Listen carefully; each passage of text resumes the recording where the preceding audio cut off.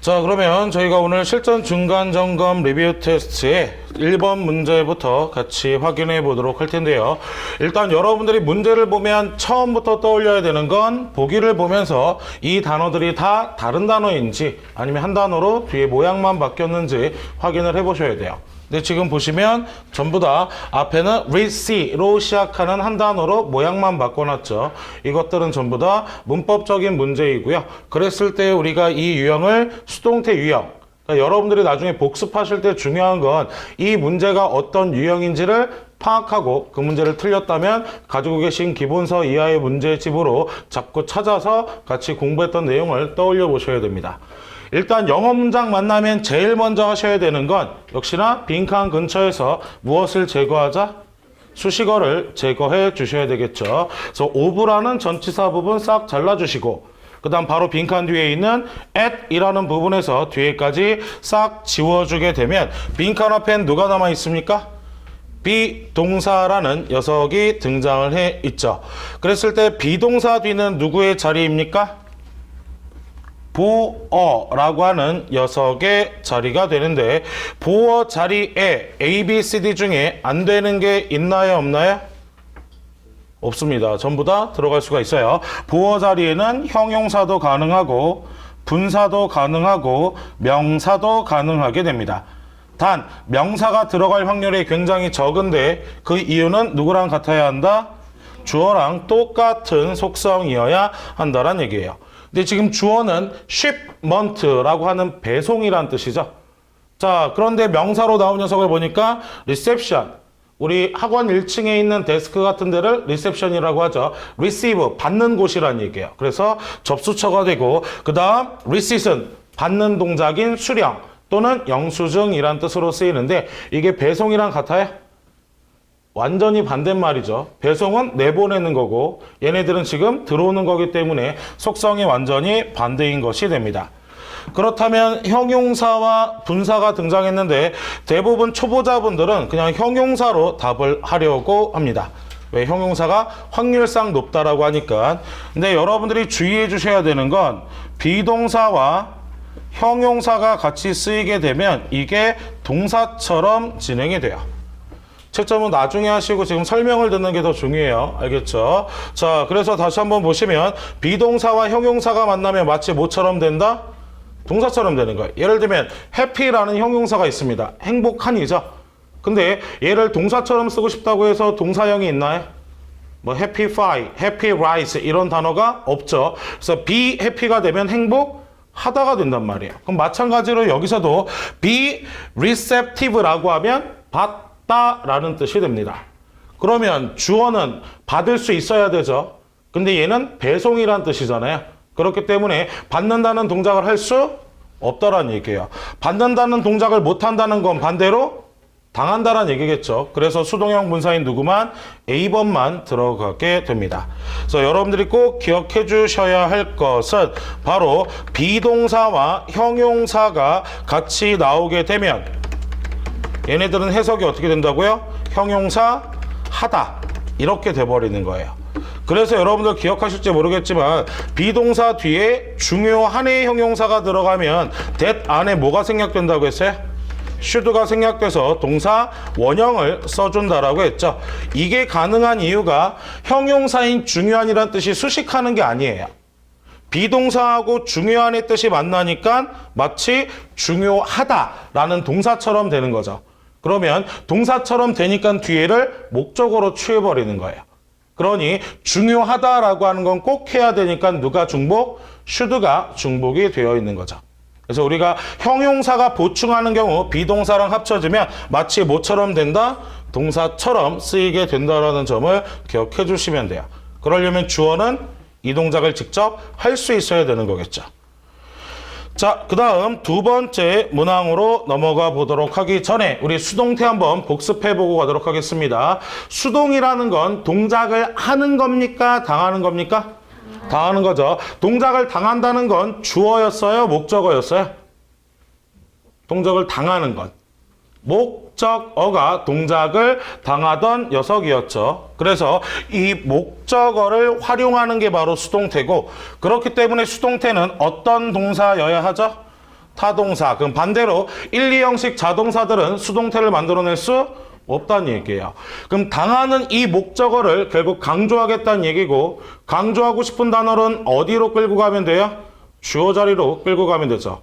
앞으로 가면 그대로 강조가 됩니다. 근데 어차피 목적어도 명사고 주어도 명사이기 때문에 명사와 명사가 자리를 바꿨다고 해서 강조가 되지는 않겠죠. 그래서 누구의 모양이 바뀌는 겁니까? 동사. 반드시 동사가 표시해 줘야 돼요. 앞에 나온 이 명사는 지금 동작을 하고 있는 거다, 당하고 있는 거다?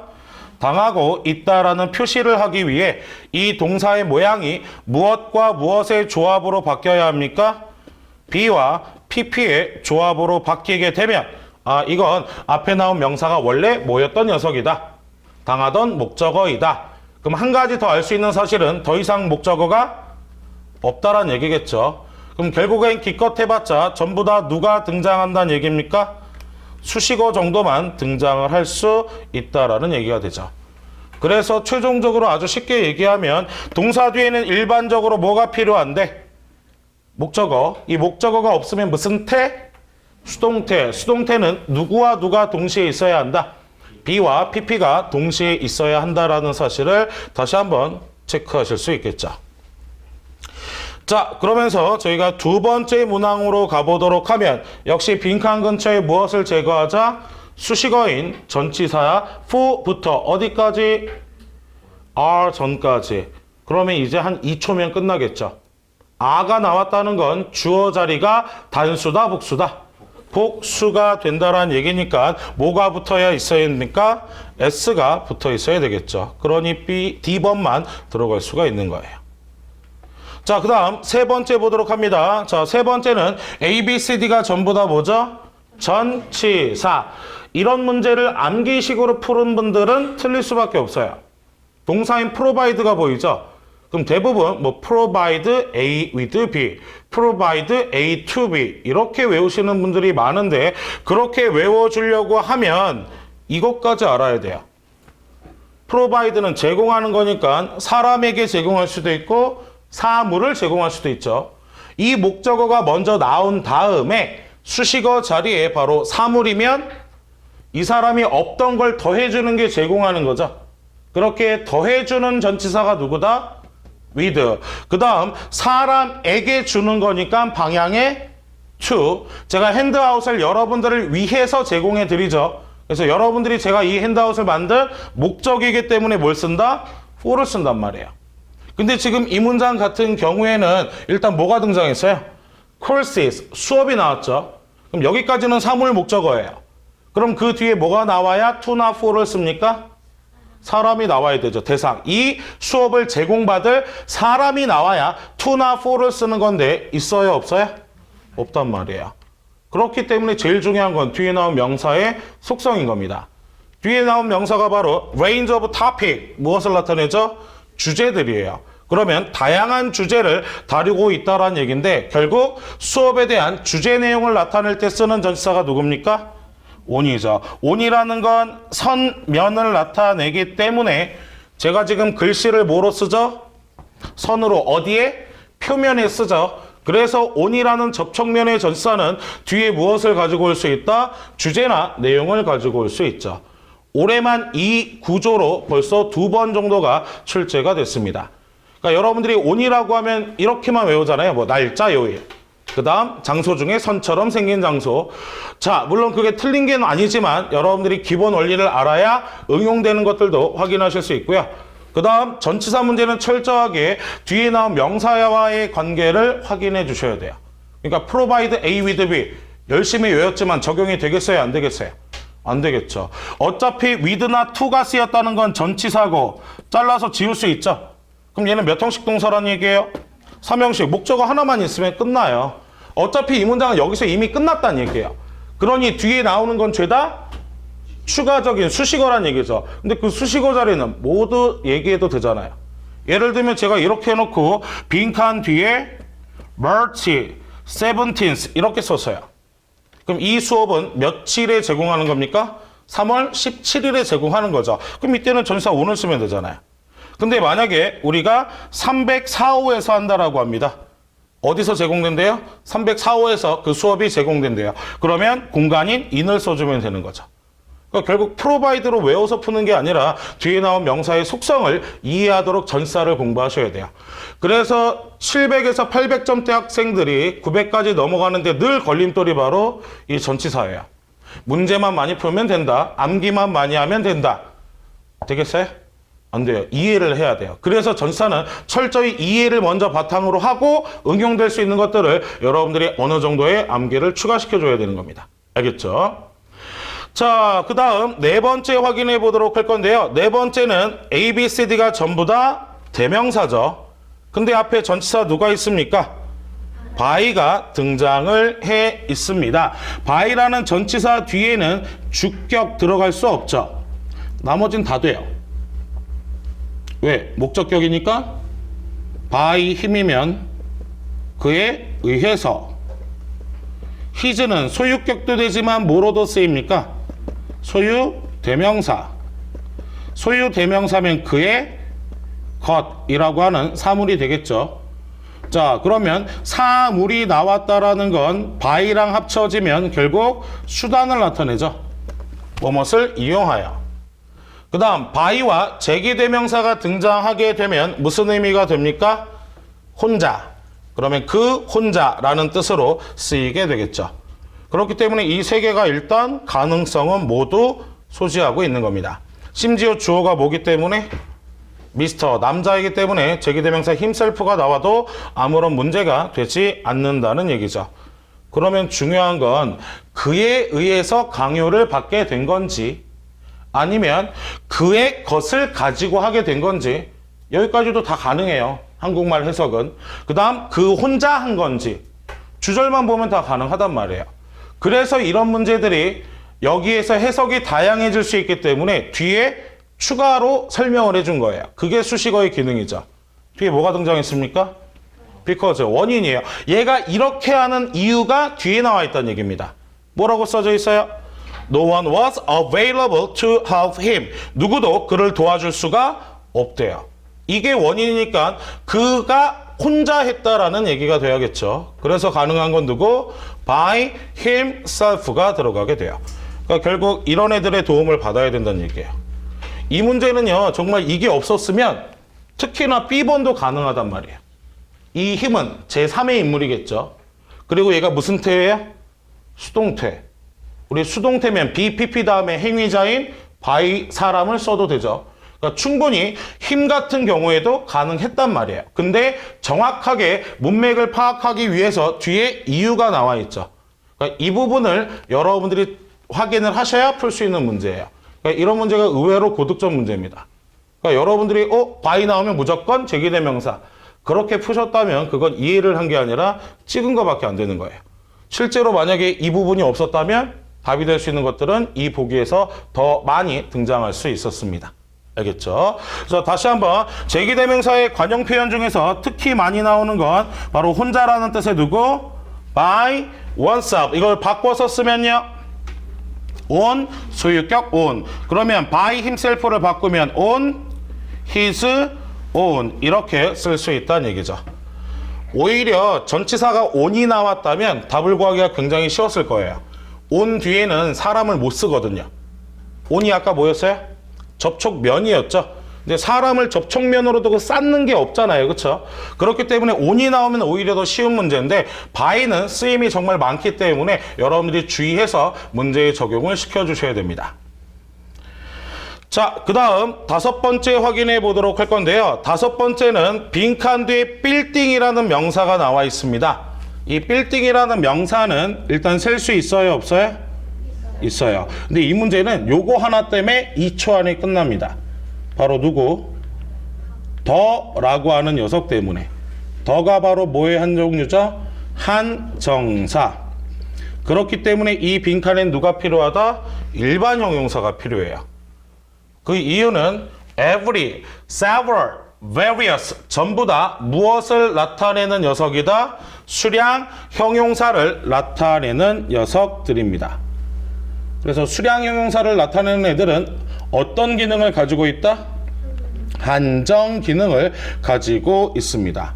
그래서 수량 형용사는 뒤에 나온 명사를 뭐 할 수도 있고 수식할 수도 있지만 뭐 할 수도 있다? 한정할 수도 있다. 그렇기 때문에 한정사랑 같이 쓸 수가 없죠. 근데 whole이나 entire는 일반 형용사란 말이에요. 그래서 만약에 얘만 써버리게 되면 뒤에 있는 빌딩이 셀 수 있는 명사기 때문에 단독 사용이 가능하다, 불가능하다? 불가능해요. 더 소유격 또는 s 중에 하나가 붙어야 돼요. 즉 한정사가 필요한 녀석이 바로 entire나 whole이 되는 거고 every, several 같은 수량 형용사들은 이미 무슨 기능이 있기 때문에 한정 기능이 있기 때문에 더 이상 또 다른 한정사를 쓸 수가 없다라는 게 포인트입니다. 아마 저하고 이번 주에 공부하신 모든 레벨에선 전부 다 제가 이 얘기를 했을 거예요. 일반 형용사와 달리 수량 형용사는 반드시 뒤에 나온 명사를 수식도 하지만 뭐도 하더라? 한정도 하더라. 예를 들면 제가 이 펜을 하나 가지고 있는데 이 펜이 지금 2자루예요. 그러면 우리가 이 두 펜이라고 하면 both pens가 되죠. 근데 이것들이 다 새 거예요. 그럼 both new pens예요? new both pens예요? both new pens라고 나와야 되는 거죠. both라는 수량 형용사가 이미 무슨 기능을 가지고 있기 때문에 한정 기능을 가지고 있기 때문에 그래서 이러한 부분들 실수하지 않도록 해석상으로는 어차피 A나 B나 같아요. 근데 중요한 건 앞에 누구 때문에 더 때문에 every가 쓰일 수가 없는 겁니다. 알겠죠? 자, 그 다음 6번 확인해 보도록 하겠습니다. 자, 6번 같은 경우엔 역시 쓸데없는 걸 지워보도록 할 건데 어디에서? to, that 부분 지워주시면 되겠죠. 자, 그랬을 때 우리가 확인해 볼 수 있는 거 빈칸 앞에 that 명사절이 있는데 누가 등장이 있습니까? require. require 무슨 뜻이죠? 요구하다, 요청하다 라는 뜻이 되죠. 자, 그러면 우리가 일반적으로 봤을 때 보기에 제시된 respond라는 단어는 응답하다라고 하는 또는 대응하다라고 하는 대표적인 일형식 자동사가 됩니다. 자동사니까 목적어가 필요해요? 필요 없어요? 필요 없어요. 그럼 반대로 무슨 태도 안 됩니까? 수동태도 안 되죠. 근데 어차피 이 문제는 그런 걸 따질 필요도 없어요. 바로 누구 때문에? require. 요구하고 요청한다는 건 꼭 필요한 거 없어도 되는 거? 꼭 필요한 거. 즉 의무감이 포함되어 있는 거기 때문에 that 명사절 안에는 누가 생략되어 있다? should. 그러니 동사의 어떤 형태로 쓴다? 원형의 형태로 써준다는 얘기입니다. 바로 이런 구조를 가져올 수 있는 게 타동사 중에 4가지 뜻을 가지고 있는 누구? 주장, 제안, 요구, 추천의 동사들. 그러니까 결국 이 문제를 풀 때도 역시 3초 안에 바로 원형을 가져와야 된다는 얘기죠. 다만 참고로 respond가 몇 형식 자동사라는 거? 1형식 자동사. 그래서 내가 대응하고 반응하는 방향이 필요하기 때문에 누구랑 짝이 된다? to. 그래서 respond가 올 초와 작년 말에 각각 출제가 됐는데 대부분 빈칸이 여기 나와요. 여기는 품사로는 누가 들어갈 자리겠어요? 부사가 들어갈 자리겠죠. 왜? respond라는 1형식 자동사와 전치사가 이미 짝이라면 이 자리는 더 이상 필요가 없는 자리니까 부사가 들어가는 거죠. 즉 얘는 답은 부사지만 결국 자동사 문제인 거예요. respond가 자동사인 걸 모르면 풀 수가 없죠. 그래서 이것도 하나 꼭 정리해 두시고요. 저희는 이 동사에 대한 것들 한 번씩 더 보도록 하겠습니다. 자, 대절 안에, 즉 명사절 안에 의무의 should가 중복돼서 생략되는 경우 바로 4가지 어떤 뜻들이라고요? 주장, 제안, 요구, 추천의 뜻을 가지고 있는 대표적인 동사들. 첫 번째 제안의 suggest, 주장의 insist, 추천, recommend, 충고, advise, 요청, 요구의 4가지, ask, demand, require, request가 바로 동사로 등장하고요. 그 다음 형용사 앞에 비동사가 나옵니다. 그럼 비동사와 형용사가 만나면 동사처럼 해석이 된다고 했죠. 의무적이다, 필수적이다, 필요하다. 전부 다 꼭 해야만 하는 일들을 나타내는 중요한 형용사들이 되죠. 제가 요 설명을 하려고 아까 문제 풀면서 한번 미리 언급을 했던 거예요. 그래서 중요한과 관련된 형용사들 한번 읽어보겠습니다. 의무적이니까 중요한 mandatory, 필수적이라 중요한 essential, 그 다음 필요한 necessary, 그 다음 필수 vital, 중요한 important, 긴급한 urgent, 중대한 crucial, 필연적인 imperative, 결정적인 critical 같은 것들 확인해 주시고요. 올 중반에는 요 단어도 나왔습니다. advisable, 바람직한. 바람직하다라는 건 그렇게 해야 한다라는 행동을 나타내겠죠. 그래서 이런 것들도 역시 마찬가지로 의무감을 포함하고 있는 형용사 중에 하나입니다. 자, 다음 넘어가 보도록 하겠습니다. 자, 그 다음은 일단 첫 번째로 확인해 볼 수 있는 거, 빈칸은 누구의 자리죠? 그러려면 수식어부터 제거해야겠죠. 어디가 수식어입니까? by 부분이 쭉 수식어가 되죠. 즉 앞에 나온 released는 동사란 얘기예요? 분사란 얘기예요? 분사가 되죠. 이게 일단 첫 번째예요. 동사에 ed를 붙였어요. 근데도 뒤에 수식어가 나온다는 건 얘는 뭐의 한 종류다? 분사인 수동분사 중에 하나이고, 그렇다면 이 분사도 결국엔 수식어가 된다는 얘기죠. 그리고 나서 또 by에서 잘라서 지워주면 뒤에 목적어가 있다 없다? 없습니다. 그렇다면 능동이다 수동이다? 수동. 그러니 C번과 D번 둘 중에 하나가 되는데요.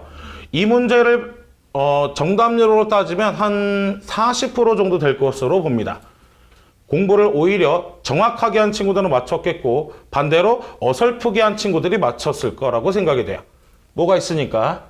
S가 있으니까 단수다 복수다? 복수. 그래서 verified 이렇게 하셨을 텐데, 이렇게 여러분들이 수일치를 할 수 있었던 건 누구 때문이다? 더 때문이에요. statistics가 더가 없이 나왔다면 통계학이라는 뜻으로 셀 수가 없습니다. 근데 한정사인 더랑 나왔다는 건 statistic이 명사로 통계, 수치라는 뜻이고, 그렇기 때문에 S가 붙었을 때는 통계, 수치들이라는 의미가 만들어지는 거예요. 그래서 우리가 흔히 알고 있는 뭐 수학, 경제학, 정치학, 뭐 아니면 이런 식으로 통계학이라고 하는 학문명들은 무엇을 원래 쓸 수 없다? 더를 쓸 수 없어요. 학문은 정해진 게 아니기 때문에. 학문명은 S로 끝나기는 하나 형용사에 S를 붙여서 만들었기 때문에 무슨 취급을 한다? 단수 취급을 해요. 그래서 원래는 동사에 뭐가 붙어야 됩니까? S가 붙어야 됩니다. 즉 예를 들면 economics 그러면 S 떼면 뭐가 남죠?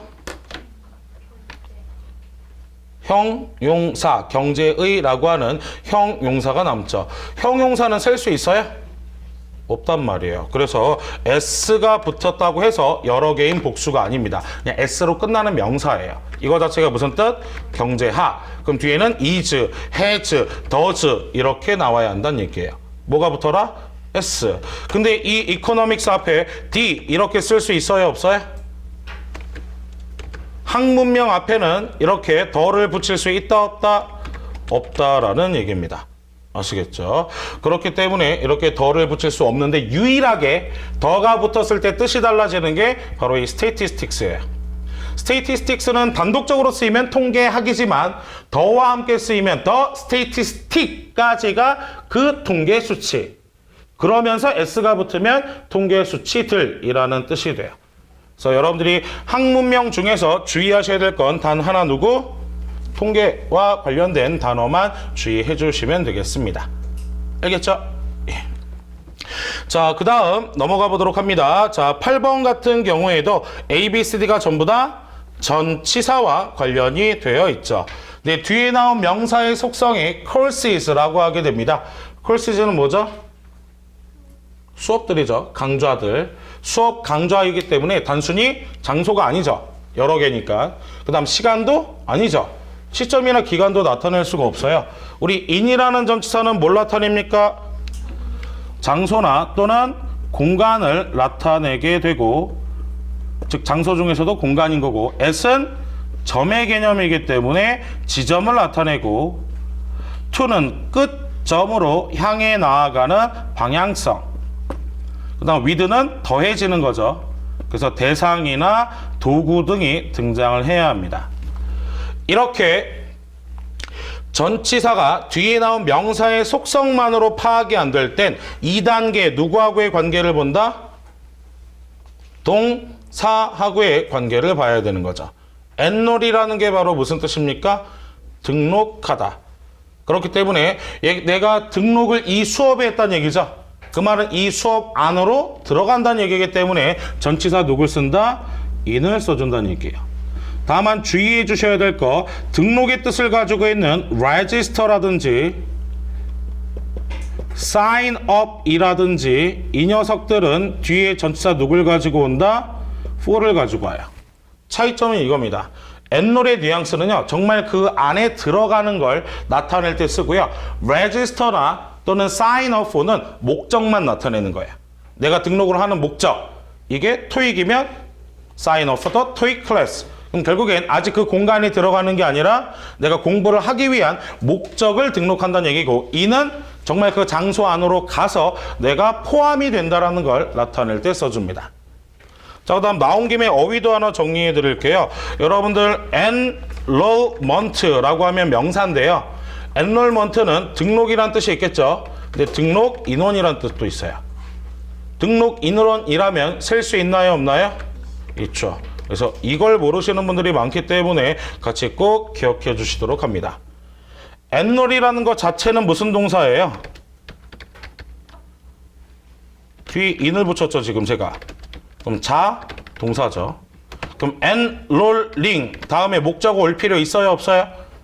없죠. 자동사는 목적어 필요 없으니까. 그럼 이거 자체가 동명사로 등록하는 것 이렇게 된단 말이에요. 제가 왜 이 이야기를 하느냐, 예전에 enrollment하고 enrolling이 보기에 같이 있었어요. 빈칸은 주어 자리. 근데 중요한 건 등록이라는 뜻으로만 하면 둘 다 가능하겠죠. 그렇기 때문에 이 두 개가 같이 있다면 enrollment는 어떤 의미로까지 기억을 해야 된다? 등록 인원이 증가했다, 감소했다. 이런 식으로 증가나 감소의 변화량을 나타내는 동작들과 함께 쓸 수가 있습니다. 체크 됐나요? 자, 그 다음 9번 살펴보도록 하겠습니다. 어디서 잘라주시면 됩니까? at 부분에서 잘라주시면 되고, 이 맨 앞은 누구의 자리? 주어의 자리니까 뭐가 필요하죠? 명사가 들어가야 됩니다. 어카운트는 일형식 자동사로 for랑 함께 쓰이면 설명하다. 근데 명사로도 쓰일 수 있습니다. 명사로는 무슨 뜻입니까? 계좌나 계정. 우리가 이메일 계정이라고 하죠. 어카운턴트 명사로 무엇을 의미하죠? 사람. 그럼 이 말은 계좌나 계정, 사람은 뭐 할 수 있다? 셀 수 있다라는 얘기죠. 셀 수 있는 명사는 단독 사용이 가능한가요? 불가능한가요? 불가능하죠. 혼자 쓴다, 같이 쓴다? 같이 쓴다. 누구랑? 더, 소유격 s, 즉 한정사나 복수형 어미 중에 하나는 붙어야 한다는 얘긴데, 빈칸 근처에 있나요, 없나요? 없어요. 그래서 명사로 얘들이 답이 될 수 없습니다. 근데 D번엔 뭐가 붙어 있어요? S. 그러니 혼자 써도 상관이 없죠. 어차피 조동사 때문에 수일치를 할 수가 없어요. 그래서 이 단어 자체의 속성을 꼭 파악하셔야 합니다. 자, 그럼 질문. B번 어카운터블이 형용사인데 무슨 뜻일까요?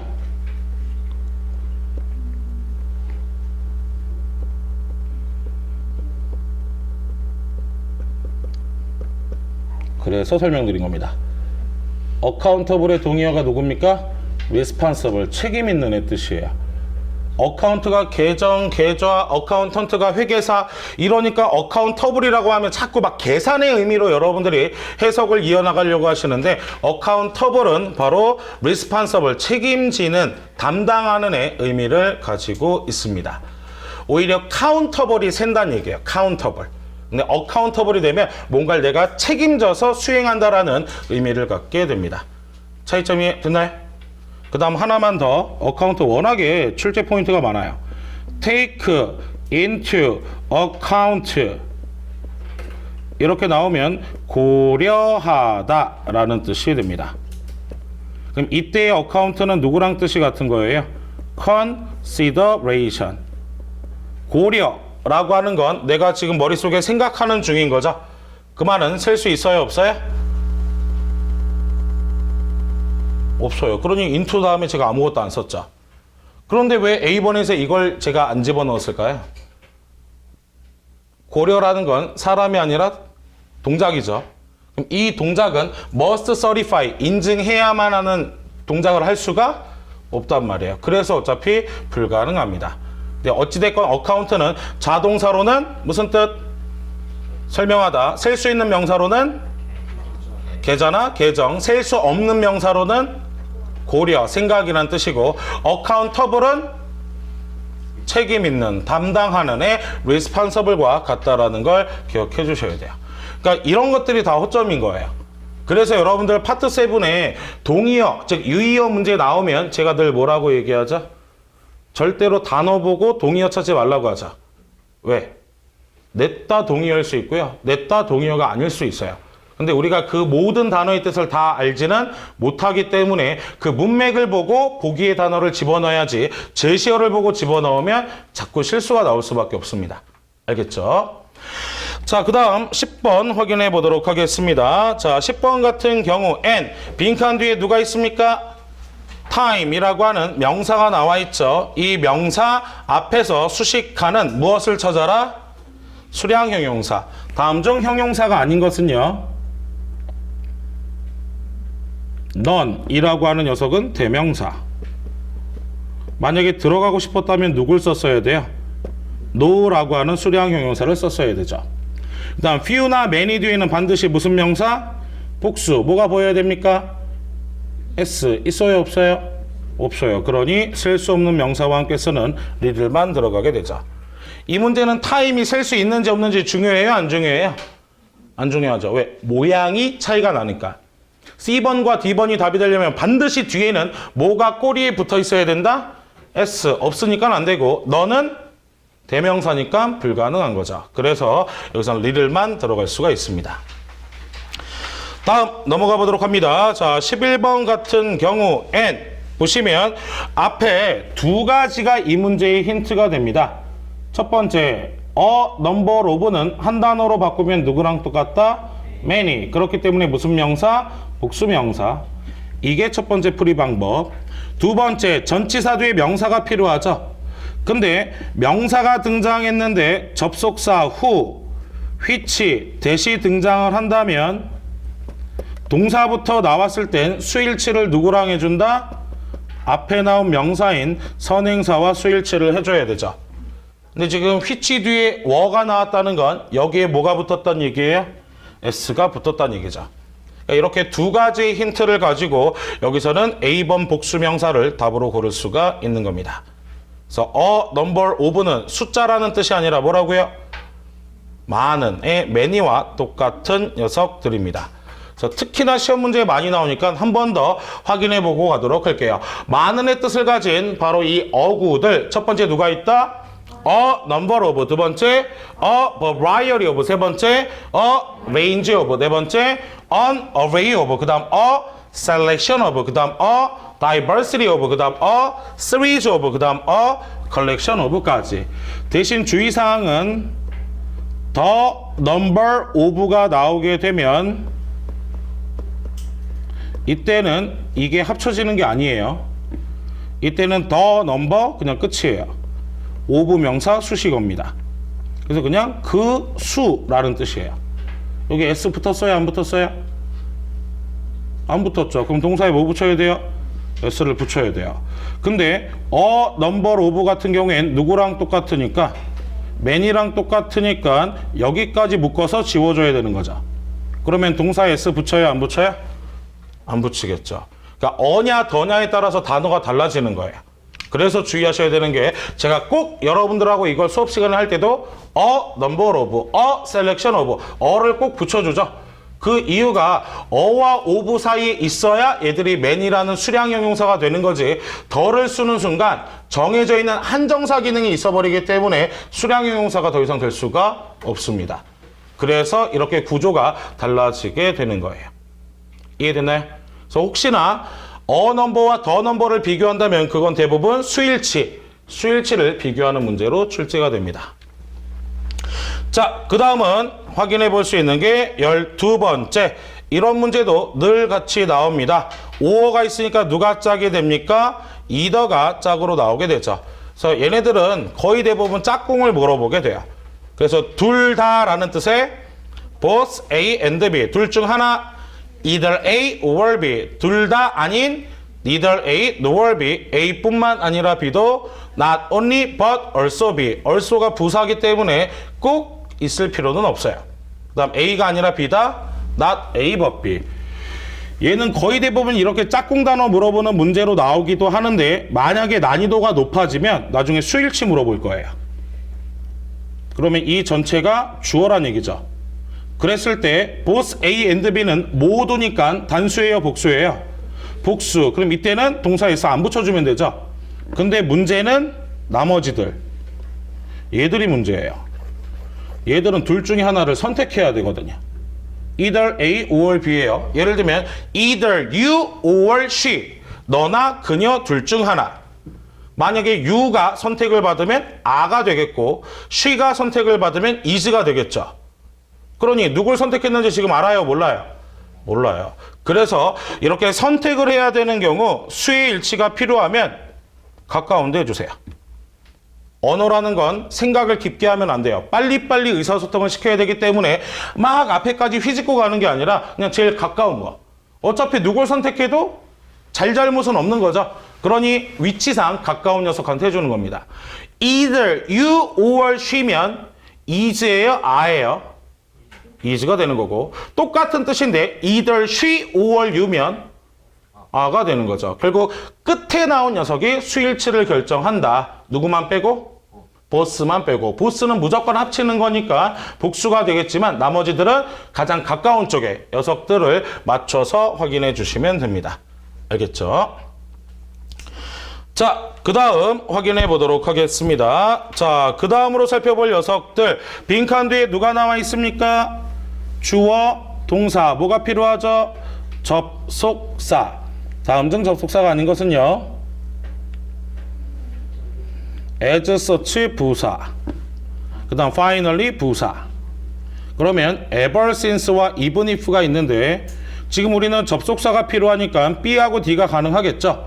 근데 문제는 since가 접속사일 때 뜻이 몇 개예요? 접속사일 때는 시간차를 나타내서 반드시 주절에 뭐가 나와야 한다?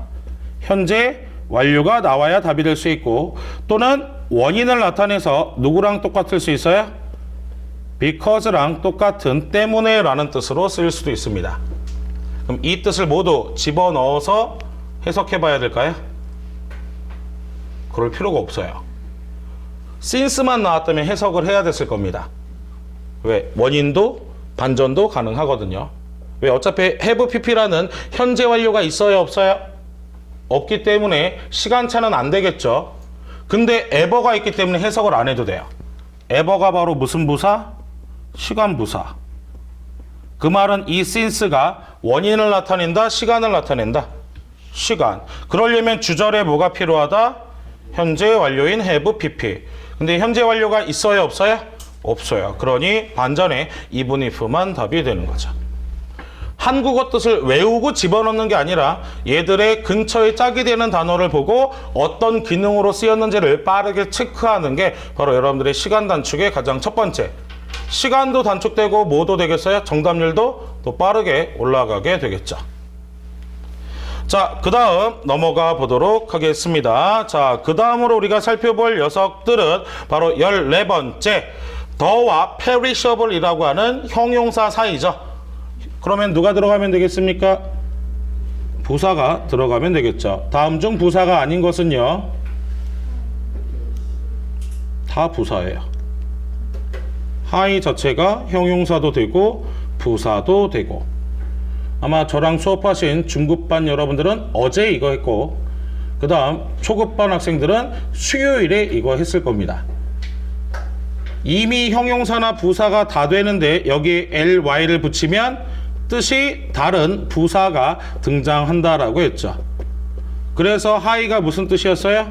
높게, 높이.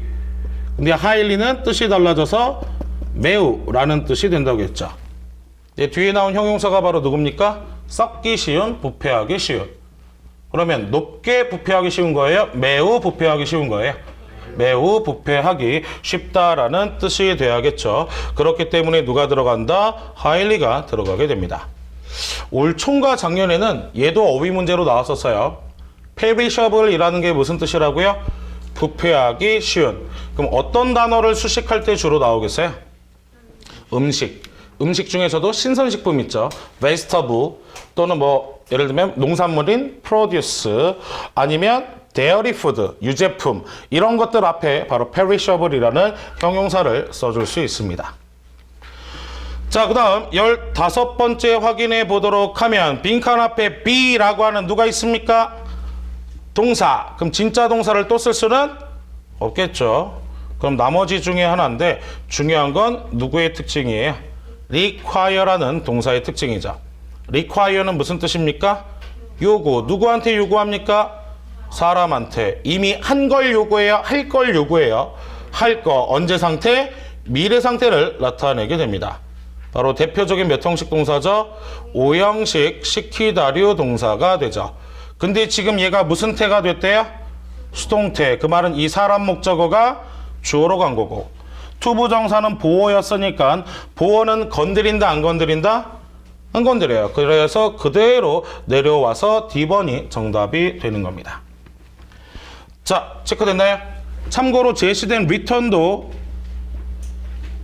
다양하게 쓰이게 되죠. 동사로도 쓰이고 명사로도 쓰이고 동사일 땐 자동사도 되고 타동사도 되는데 자동사일 때는 to와 함께 쓰여서 어디로 돌아가다 장소가 나와야 되고 타동사로는 돌려주다. 그러면 명사로는 반납, 반품. 그럼 나중에는 이 문제가 이렇게 등장할 수도 있다는 얘기입니다. to 다음에 빈칸이 나오고 return이 답인지 be returned가 답인지 충분히 가능하겠죠. 지금 이 문장 구조에서 to return이면 자동사로 썼다는 얘기고 to be returned면 타동사로 썼다는 얘기죠. 근데 그 뒤에 뭐가 있어요? to their work division. 그들이 일하는 부서로. 이 말은 돌려준다는 뜻이에요? 돌아가라는 얘기예요? 돌아가라는 이동의 뜻이죠. 그럼 이동의 뜻을 가지고 있는 return은 자동사다, 타동사다? 차동사. 그럼 수동태로 만들면 안 된다는 얘기죠. 그러면 이때는 to return이 답이 되는 거죠.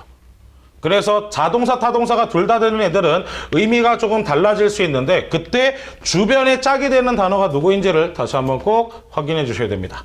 알겠죠? 자, 그러면 뒤에 나와 있는 파트 6 부분 살펴보도록 하겠습니다. 이메일과 관련된 건데 이메일이나 메모가 등장하게 되면 여러분들은 꼭 날짜는 체크를 해주세요. 왜 그럴까요? 시제 문제 때문에 그래요. 지금 써져 있는 이 날짜가 현재인 거예요. 12월 11일. 12월 10일보다 전이 언급됐으면 과거인 거고 후가 언급됐으면 미래가 될 수 있기 때문에 시간 수식어가 없는 파트 6의 시제 문제를 위해서는 이메일이나 메모에 등장한 얘 작성 일자를 반드시 꼭 체크하고 얘가 기준인 현재라는 걸 알고 글을 시작하셔야 됩니다. 자, 그랬을 때 우리가 문제를 파악해 보도록 하면 첫 번째 문제부터 뭐가 등장했죠? 문장 넣기 유형이 등장했습니다. 그럼 앞문장과 뒷문장을 확인해 보고 단순히 해석뿐만 아니라 무엇에도 주의하자? 지시어, 연결어, 시제에 주의를 해주셔야 되죠. 그 지시어가 바로 뭐예요? 이게 제일 중요하잖아요. 지시어. 대명사와 정관사, 더. 이 부분 주의를 해주시면 됩니다. 자, 그럼 봅시다. I wish you are all well rested after the long holiday 라고 합니다. 자, 여러분들이 잘 쉬셨으면 좋겠어요. 뭐 한 다음에 긴 휴무 이후에 이 사람이 원한다는 거고, 뒷문장은 지난달 인사과에서 요구했었습니다. 모든 외주 스텝 직원들이나 템포러리 임시직 즉 비정규직 노동자들은 update their contact detail 무엇을 그들의 연락처 세부사항을 업데이트하도록 요구했다는 얘기죠. 그럼 첫 번째 문장은 크게 의미가 없네요. 그냥 뭐예요? 인사말이죠. 그냥 잘 쉬고 계세요, 잘 쉬고 오셨어요 정도고, 정말 하고 싶은 얘기는 이 부분이죠. 즉 정규직은 아니겠네요. subcontract가 뭐라고요? 외주. 컨트랙이면 계약을 한 건데 sub은 아래로. 그래서 우리가 용역을 주거나 외주 업체를 준다라고 할 때 바로 subcontract이라는 단어를 씁니다. 요것 또한 2, 3년 전에 한번 나온 적이 있는데요. subcontract라는 단어 똑같은 게 outsource. 이게 바로 외주를 주다라는 뜻의 동사가 됩니다. 아웃소싱이라고 들어보셨죠? 그러니까 소스, 원천을 out, 밖으로 빼준다는 얘기예요. 그 다음 contract, 계약을 sub, 따로 아래에서 하부 계약을 한다라는 얘기입니다. 우리가 흔히 하청업체라고 하죠. 그게 바로 이 subcontracted company가 되는 거예요. 자, 그럼 어찌됐건 우리는 이 이메일을 왜 썼는지 알아요? 몰라요? 첫 번째 문장을 보고서는 알지 못하죠. 그리고 나서 이 문장을 봅니다. Thank you all for your cooperation with the request. 그 요청에 협조해 주셔서 감사합니다. 앞에 요청 있어요? 없죠. 그럼 오답. I'm writing to. 여기까지는 맞네요. 왜? 내가 이 글을 쓰는 목적을 이제 얘기하겠다는 얘기죠. 그 목적이 어디에 나온다? 투부 정사 뒤에. Announce upcoming meeting. 다가오는 회의에 대해서 얘기하고자 합니다. 그럼 뒷문장이 뭐 나와야 돼요? 회의 내용이 나와야 되는데 있어요? 없어요? 없죠. 언제에 대한 얘기예요? 지난달에 요청했던 얘기죠. I'm pleased to inform you. 여기까지도 역시 마찬가지. 알리는 목적이니까 가능한데 Our new company website. 웹사이트라고 얘기하려면 웹사이트 주소가 어딘가 등장해야 되죠. 근데 지금 앞뒤 문장이 있어요? 없어요? 없고요. The purpose of this email. 이 이메일의 목적은 지금부터 얘기하겠다는 얘기죠. is to offer you all a reminder. 여러분들 모두에게 뭔가 알리고자 합니다. 다시 말해주고자 합니다. 다시 말하는 거니까 예전에 말했던 게 뭐란 얘기예요? 업데이트 하란 얘기죠. 아는 사람 있으니까 뭐 한다? 다시 알리겠다. 그래서 가능한 건 D번만 들어갈 수 있어요. 자, 그러면서 17번 보시도록 하니까 17번 같은 경우엔 had와 trouble이라는 목적어가 만났으니 여긴 더 이상 필요하다, 필요 없다. 필요가 없죠. 그러면 B번 들어갈 수 없고, 그 다음 뒤에는 some people이라는 명사 목적어가 있으니까 수동형 쓰일 수 없죠. 그래서 가능한 건 A번. 자, 그랬을 때 have trouble과 뒤에 동명사 ing가 쓰였다는 건 무슨 뜻입니까? 뭐뭐 하는데 어려움을 겪다. 이 문제 같은 경우엔 혹시나 보기에 to contact이 있었어도 답은 A번밖에 안 됩니다. 투부정사라는 건 한 거예요? 할 거예요? 할 거. 미래에 대한 얘기죠. 동명사는 과거부터 현재까지 진행하고 있는 얘기예요. 근데 제가 trouble, 어렵다라고 한 이유는 경험을 했으니까 안 했으니까? 했으니까 나올 수 있는 얘기죠. 그래서 이 자리에 바꿔 쓸 수 있는 게 difficult죠. difficulty도 마찬가지로 앞에 have 동사가 나오게 되면 뒤에는 그 동작을 동명사로 표현해 주게 됩니다. 그래서 have와 ing 사이에 어려움을 나타내는 명사면 전부 다 이 구조를 만들어낼 수 있어요. 아마 여러분들 책에는 거의 대부분 have difficulty ing만 동명사 챕터에 나와 있을 겁니다. 근데 꼭 여러분들이 difficulty가 아니더라도 어려움을 나타내는 뭐 명사만 있으면 다 돼요. 예를 들면 problem 돼요, 안 돼요? 문제점이라는 건 쉬우니까 어려우니까? 어려우니까. challenge 돼요, 안 돼요? 되죠. 도전은 뭐예요? 쉬운 문제, 어려운 문제? 어려운 문제. 그래서 뭔가 어려운 문제점과 관련되는 건 전부 다 이 구조인 have, 어려움, ing 구조로 써줄 수가 있습니다. 다음 18번째 확인해 보시도록 하면 ABCD는 일단 연결어와 관련된 건데 to 끊어주니까 목적어 있나요 없나요? 주어 동사 있어요 없어요? 주어 동사 없죠. 그럼 WH로 시작한 while이라는 접속사는 뒤에 문장이 필요하니까 쓸 수 있다 없다? 없다. between은 몇? 둘. 그래서 A and B 구조로 나오거나 아니면 to라는 게 등장해야 써줄 수 있어요. 남은 건 at이냐 5번이야. at은 시점을 나타내고 5번은 기간을 나타냅니다. 근데 지금 나온 the following week는 뭘 나타냅니까? 기간. 그렇기 때문에 누구로 쓴다? 5번으로 써주게 되죠. 자, 여러분들 요것도 근데 지금 해석적으로 쉽게 풀릴지 모르겠지만 나중에 굉장히 헷갈리는 게 나옵니다. 자, 보시면 last year 작년이라고 하면 이건 기간이에요 시점이에요? 시점이에요. 근데 the last 2 years 그러면 지난 2년이죠. 이건 시점이에요 기간이에요? 기간이에요. 자, 그 다음 하나 더 보도록 하겠습니다. following하고 뜻이 똑같은 녀석인데 new. 그 다음 new year면 새해라는 뭡니까? 시점이죠. Happy New Year 이라고 하잖아요. 그랬을 때 여기에 new 대신에 next를 집어넣도록 합니다. 그럼 following이랑 뜻이 똑같은데 그러면 내년이죠. 내년도 역시 뭘 나타내요? 시점. 근데 the next 2 years라고 하면 뭐로 바뀝니까? 기간으로 바뀌는 거죠. 자, 그래서 여러분들이 명사 구별하실 때 last나 past 다음에 시간이 나오면 시점이 되는 거고 the last나 the past 뒤에 시간이 나오면 이때는 기간이 되는 거죠. 지금은 무슨 시점 무슨 기간? 과거 시점 과거 기간. 그럼 next 다음에 following 다음에 시간이 나오면 이거는 미래 시점인 거고 the next와 the following 뒤에 시간이 나오면 이거는 미래 기간이 되는 거겠죠. 그래서 한정사가 중요한 거예요. 한정사 하나 차이로 시점이냐 기간이냐라는 속성이 바뀌게 되죠.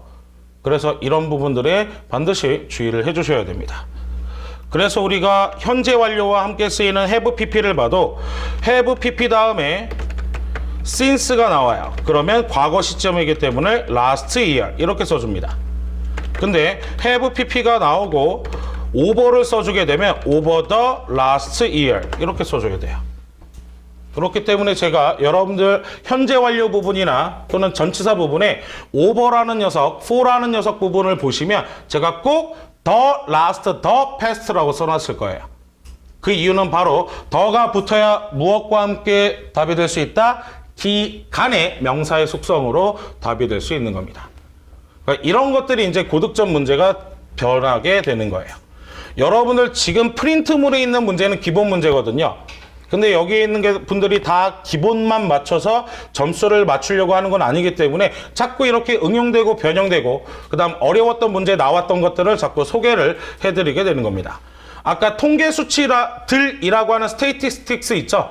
그것도 2007년인가 출제됐어요. 굉장히 오래된 문제예요.